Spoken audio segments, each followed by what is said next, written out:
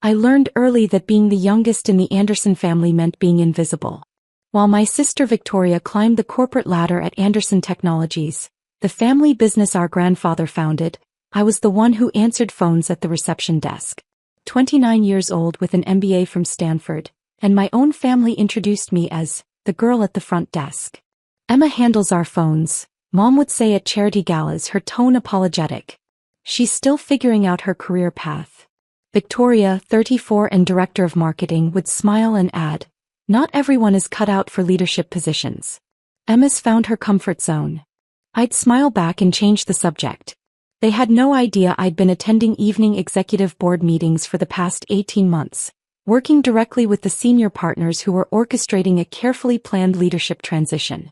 My receptionist job was a temporary cover while I learned every department from the ground up, just as our late grandfather had specified in his succession plan. The plan he'd shared with me privately before his death. The plan that made me chairman-elect of Anderson Technologies board, pending the official announcement at today's quarterly meeting. But my family didn't know that yet. The tension had been building for months. Victoria had been positioning herself for a promotion to vice president, leveraging our family name and her 8 years with the company. She'd started treating me worse than usual, as if my presence at reception somehow diminished her executive image. Can't you at least dress more professionally? She'd hissed at me last week in the lobby. You make the whole family look bad when clients see you at that desk. I was wearing a tailored navy suit that cost more than her monthly car payment, but I just nodded. I'll keep that in mind. Today's quarterly company meeting was supposed to be Victoria's moment.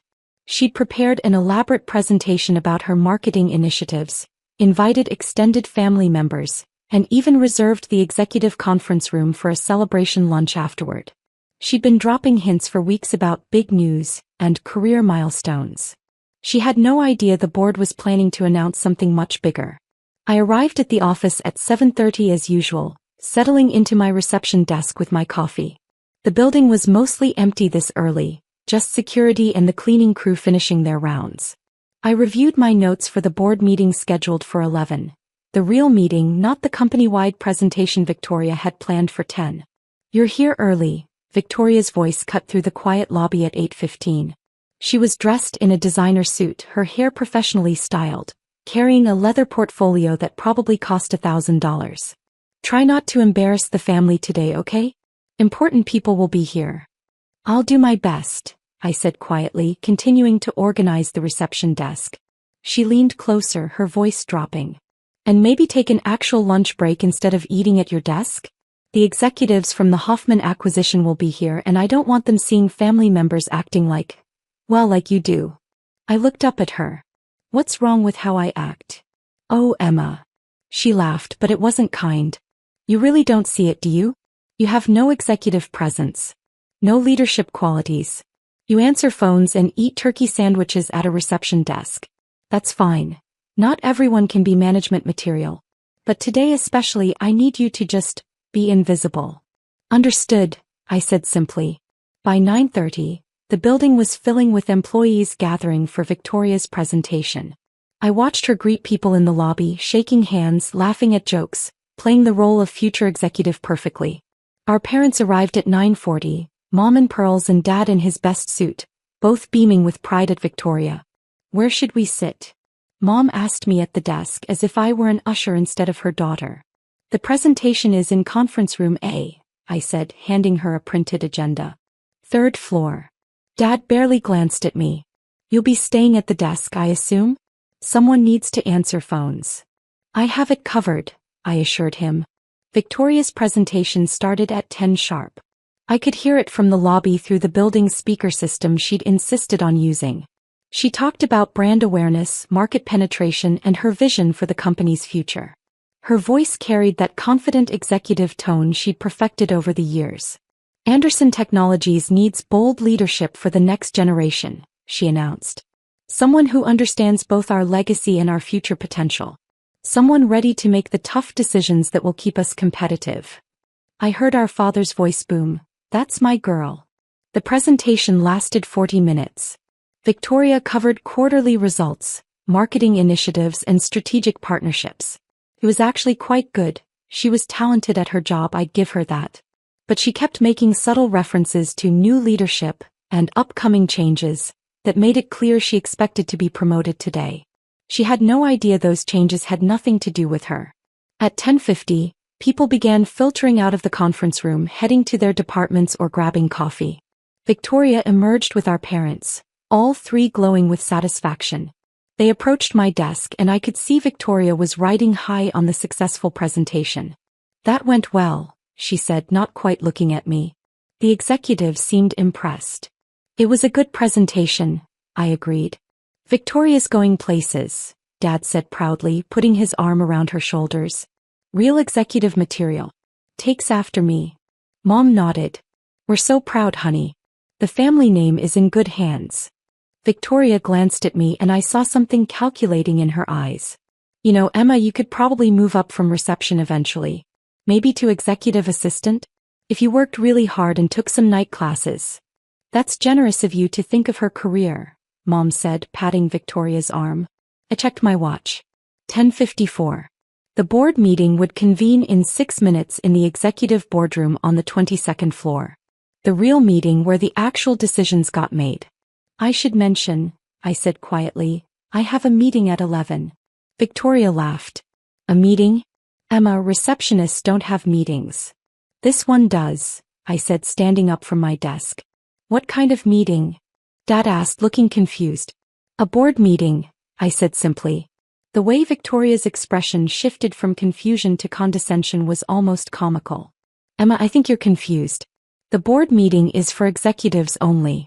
You probably heard someone mention it and—" "I'm not confused," I said, gathering my leather portfolio, the one that held 18 months of board minutes, strategic plans and documentation of my grandfather's succession wishes. "The quarterly board meeting convenes at 11 in the executive boardroom. I need to be there." "Sweetheart," Mom said gently as if talking to a child, "I think there's been a misunderstanding. The board meeting is for senior leadership. Maybe someone asked you to deliver something to the boardroom? You can do that and come right back to the desk." Victoria was less gentle. "Stop embarrassing yourself. You're a receptionist. You don't go to board meetings. You answer phones and direct visitors. That's your job." "Actually," I said calmly, "my job is significantly different than you think." "What are you talking about?" Dad demanded. "Victoria, what is she talking about?" Victoria's face was reddening. "She's delusional. Emma, I don't know what fantasy you've created in your head, but you need to stop. This is a professional environment. You can't just—" "I've attended every board meeting for the past 18 months, I said matter-of-factly. "Every single one." The silence that followed was sharp enough to cut. "That's impossible," Victoria finally said. "I would know. I'm director of marketing. I hear about these things. Directors aren't typically informed about board composition unless it directly affects their department," I explained. "The board operates at a different level. Listen to yourself." Victoria's voice was rising. "You sound ridiculous. You're a receptionist. You literally answer phones for a living. What would you even do at a board meeting?" "Usually, I listen to reports from various departments, review financial statements, discuss strategic initiatives, and vote on major company decisions," I said. "The typical board member responsibilities." Dad looked like he might have a stroke. "Board member? Emma, this has gone far enough. Whatever joke you think you're making." "It's not a joke," I said. I pulled out my security badge, the one I'd been using after hours for 18 months, and held it up. Instead of the basic green stripe of a standard employee, it had the gold stripe that designated executive board access. Victoria stared at it. That can't be real. Where did you get that?" "From security when I was granted board access," I said. 18 months ago." "That's impossible." Victoria snatched the badge from my hand, examining it closely. "This has to be fake. Did you make this? Is this some kind of sad attempt to—" "Ms. Anderson?" A voice interrupted us. James Mitchell, the company's chief operating officer, had appeared in the lobby. He was 62, silver-haired, and had been with Anderson Technologies for 27 years. "We're ready to convene. The other board members are waiting." Victoria whirled on him. "Mr. Mitchell, I'm so sorry. My sister has been making these bizarre claims about attending board meetings. I don't know what Claims. James looked genuinely confused. Ms. Emma Anderson has been on the board for 18 months. Surely you knew that. The lobby had gone very quiet. Several employees who'd been passing through had stopped, sensing drama. That's impossible, Victoria said, but her voice had lost some of its certainty. She's a receptionist. She's the primary heir to the founder's estate and succession plan, James said, his tone suggesting this should be obvious. Per your grandfather's wishes, she's been training in every department while attending board meetings. Today we're announcing her appointment as chairman. I watched the words hit my family like physical blows. Chairman. Dad's voice was barely a whisper. Chairman of the board, James confirmed. The position has been empty since your father passed. Ms. Emma Anderson will be assuming that role effective today. Victoria's face had gone from red to white. No, that's not. I'm the one with executive experience. I'm the director of marketing. I gave the presentation today about leadership which was excellent, James said kindly. Your marketing work is valued. But the chairmanship was designated in the founder's succession plan. He was quite specific about his wishes. Mom found her voice. But Emma never said anything. We had no idea she was even. At Ms. Emma Anderson's request, we maintained discretion, James said. She wanted to learn the company from the ground up before taking on the chairman role. Hence the reception position. It allowed her to observe how the company functions at every level. She's been playing receptionist? Dad said incredulously. For 18 months? I've been learning the business, I corrected quietly. Every department, every function, every employee level. Grandfather's plan was very specific about understanding the company from every angle before taking leadership. Victoria was shaking. You let us all believe you were and you were. I was preparing, I said simply. The board meeting, James said, checking his watch. We should begin. Miss Anderson. Wait, Victoria grabbed my arm. This can't be happening. I've worked for this company for 8 years. 8 years. I've built my career here. I've earned a promotion, a leadership position. You can't just sweep in after playing secretary and take. I'm not taking anything from you, I said gently. You're still director of marketing. That hasn't changed. But I should be VP at least. I should be on the executive track. How is this fair? Fairness isn't always about time served, I said. Grandfather made his decision based on what he thought was best for the company's future. I didn't ask for this role. He chose me. Because you manipulated him. Victoria's voice cracked. You were always his favorite. You used that too. Miss Victoria Anderson, James's voice cut through her accusation, firm now. I'd be very careful about what you say next. Accusing the chairman of the board of manipulation is serious. And frankly unfounded. Your grandfather's succession plan was created with legal counsel and filed with the board years before his death. Emma was still in college when he made these arrangements. The security guard had moved closer, I noticed. So had several other employees watching the scene unfold. I don't understand, Mom said, looking between Victoria and me. Emma, why didn't you tell us? Because I asked her not to, James said. The board felt it was important for her to learn without the pressure of family expectations. We've been very impressed with her discretion and her dedication to understanding the business. The board meeting, I said again, checking my watch. I really do need to be there. Of course, James said. Shall we? I picked up my portfolio and moved toward the elevator. James fell into step beside me. Behind us, Victoria's voice rose. This isn't over. You can't just. Miss Victoria Anderson, James said without turning around. I'd suggest you return to your department. We have a board meeting to conduct. The elevator doors closed on my family's shocked faces. That was uncomfortable, James said mildly as we rose toward the 22nd floor. Necessary though, I replied. Your grandfather would be proud, he said. You've handled this transition with remarkable professionalism. The executive boardroom was exactly as I'd seen it dozens of times before. A long mahogany table, leather chairs, floor-to-ceiling windows overlooking the city. The other board members were already seated. Margaret Chin, our CFO, David Okoye representing our primary investors, Patricia Hoffman, CEO of our recent acquisition, Robert Santos, our technology director, and 3 independent board members who'd served since my grandfather's time. "Good morning," I said, taking my seat at the head of the table, my grandfather's seat, the chairman's seat. "Good morning, Ms. Anderson," they chorused. "Before we begin the formal agenda," Margaret said, "I think we're all curious about how the announcement went downstairs." "About as expected," I said. "My family was surprised." "Surprised is putting it mildly," James said, sitting down. "Your sister was quite vocal." "Victoria will adjust," I said, though I wasn't entirely sure that was true. "Shall we begin?" The meeting covered quarterly financials, the Hoffman acquisition integration, budget approvals, and strategic planning for the next fiscal year. It was familiar territory after 18 months of observation and participation. But today was different. Today I wasn't just participating. I was leading. "The Hoffman integration is ahead of schedule," Patricia reported.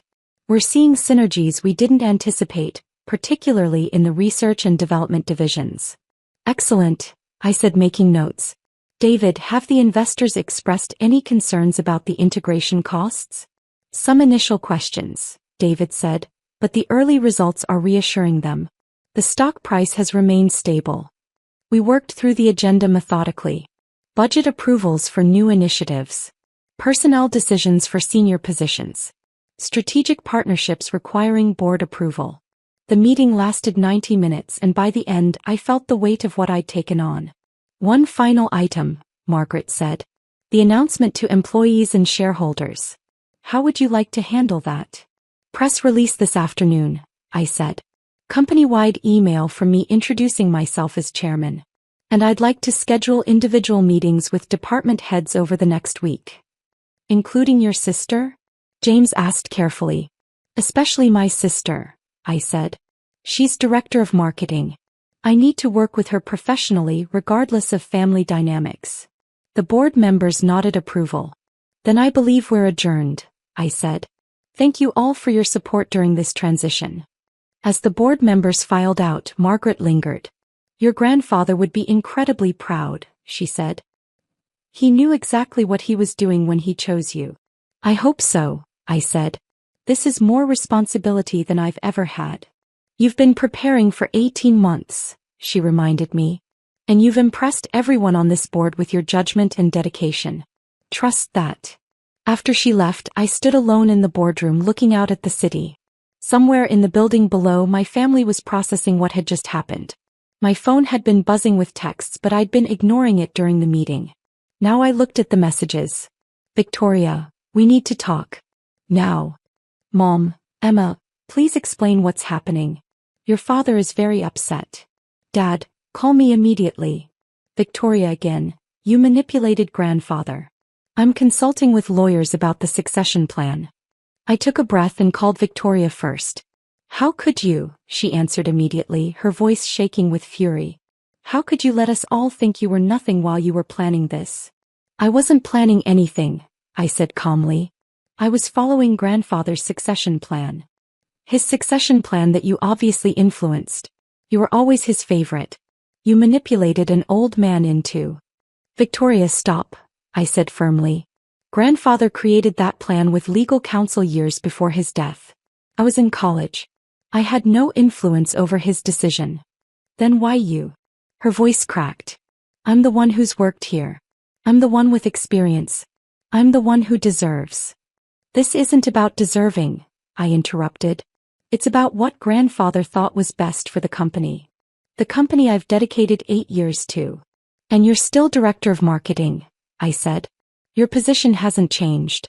You're still valued. Your work is still important. But you're chairman." The word came out like an accusation. "You're in charge of everything. After playing receptionist and letting everyone treat you like you were nothing." "I was learning," I said. "Every interaction, every department, every function. That's what grandfather wanted. Someone who understood the company completely from every angle." "That's convenient," Victoria said bitterly. "And now you get to lord it over all of us." "Over me?" "I have no intention of lording anything over anyone," I said. "I need this company to succeed. That means working with our leadership team, including you. Your marketing expertise is valuable." "Don't patronize me," she snapped. You've been lying to us for 18 months. I wasn't lying. I was maintaining privacy while I prepared for this role. There's a difference. Not to me, there isn't. She was crying now, I could hear it. Do you have any idea how humiliating this is? I gave that presentation this morning about leadership and vision, and the whole time you were sitting downstairs knowing you'd already been chosen. Knowing you'd make me look like a fool. That wasn't my intention, I said quietly. Your presentation was good. Your work is solid. But not good enough to be chosen. Not good enough to matter. Victoria. I need to go, she said. Mom and Dad are waiting. We need to figure out what to do about this. There's nothing to do, I said. The succession plan is legal and final. The board has approved my appointment. This is happening. We'll see about that, she said and hung up. I sat down in the chairman's seat, feeling exhausted. My phone buzzed again. Mom this time. Emma, your father wants to speak with you, she said when I answered. He's very upset. Put him on, I said. Dad's voice was cold. I want to know how you manipulated your grandfather into this ridiculous succession plan. I didn't manipulate anyone, I said tiredly. Grandfather made his decision years ago with legal counsel. The board has all the documentation.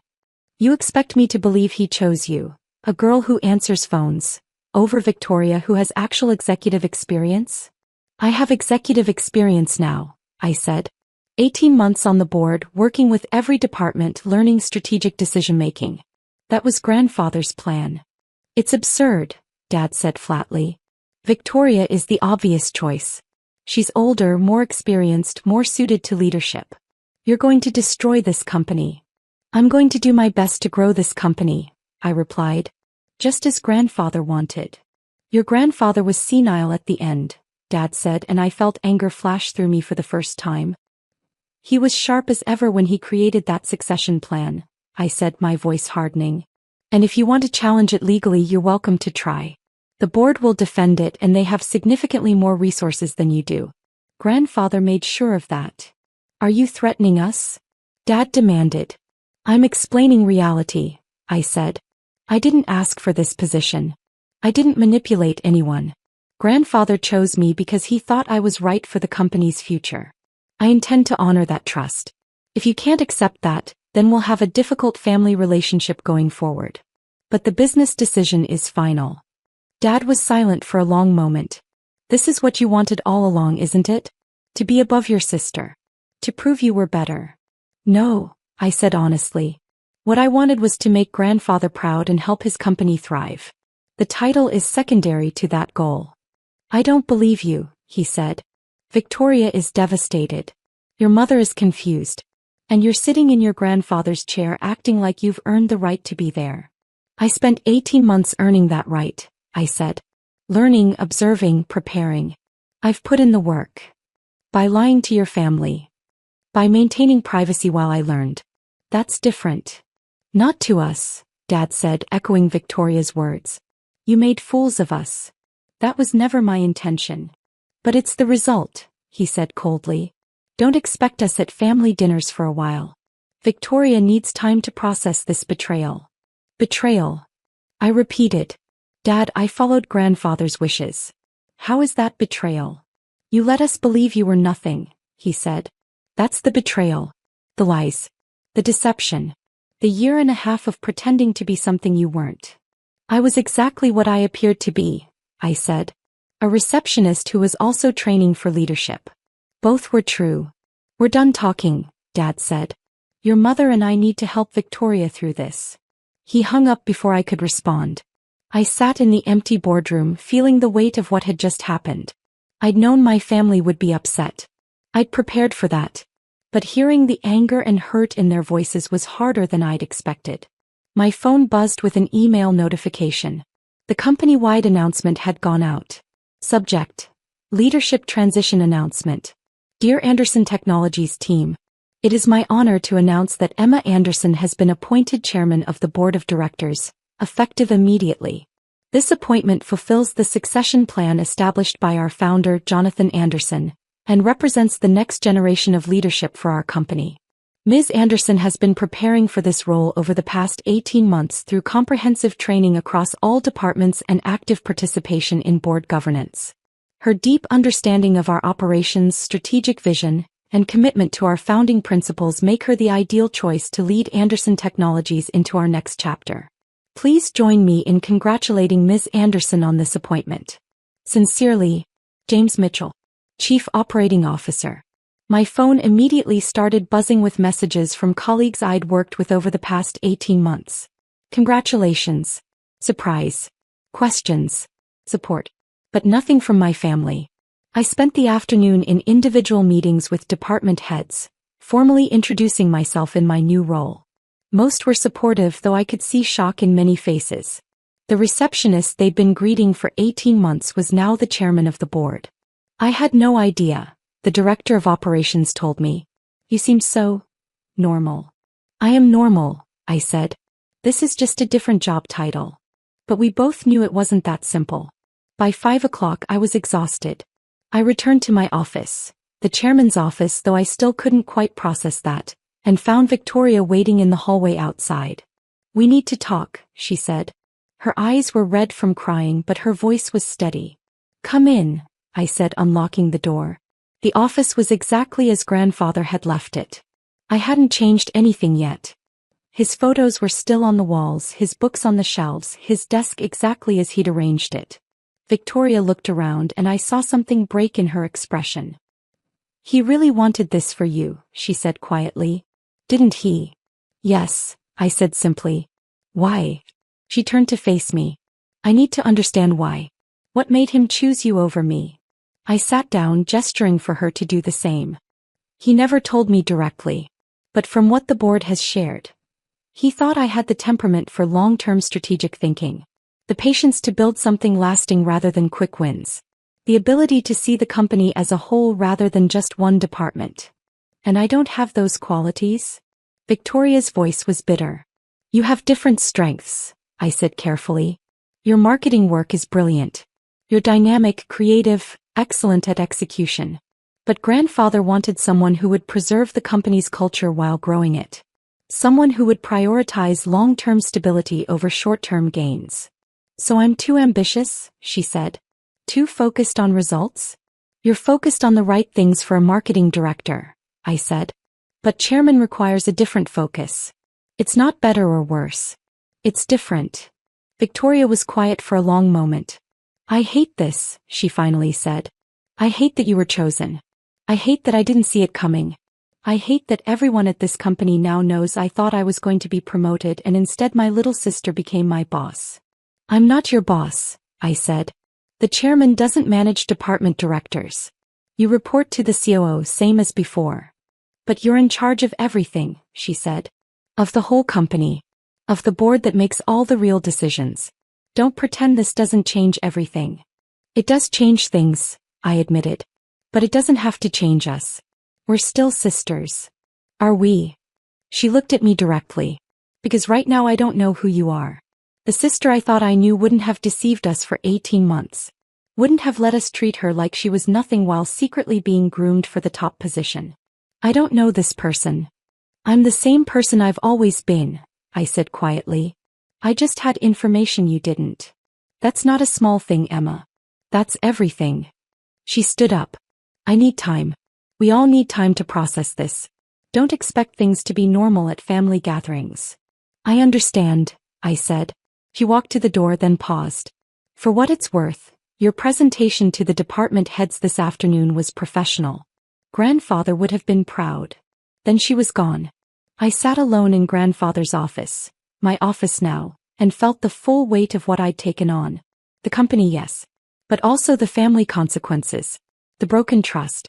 The resentment that would take years to heal if it healed at all. My phone buzzed. Margaret Chin, the CFO. First day as chairman. How are you holding up? I typed back, still standing. Barely. It gets easier. Give it time. And give your family time too. This is a shock to their system. I know. Thank you. Tomorrow we tackle the Q4 strategic initiatives. Get some rest tonight. I looked around the office one more time, then locked up and headed for the elevator. The building was mostly empty now, just a few late workers and the night security team. When I reached the lobby, the evening receptionist was at my old desk. "Good night, Ms. Anderson," she said, and I heard the new formality in her tone. "Good night, Sarah," I replied. In the parking garage, I sat in my car for a long moment before starting the engine. My phone showed 17 missed calls from various family members, none of which I had the energy to return tonight. Grandfather's voice echoed in my memory from our last conversation before he died. "Leadership is lonely, Emma.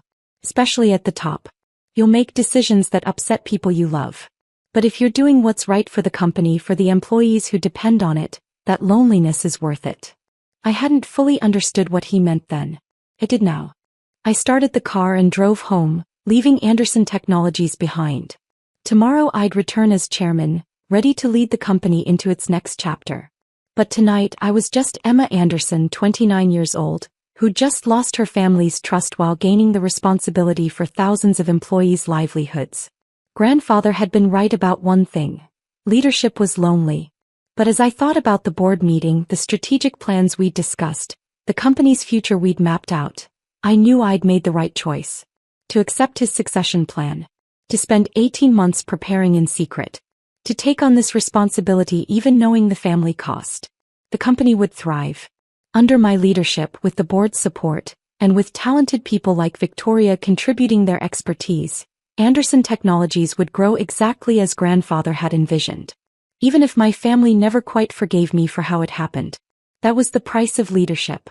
And tonight, driving through the city my grandfather had built his empire in, I accepted that price. The board meeting would come to order tomorrow at 9 a.m. sharp. And I would be ready.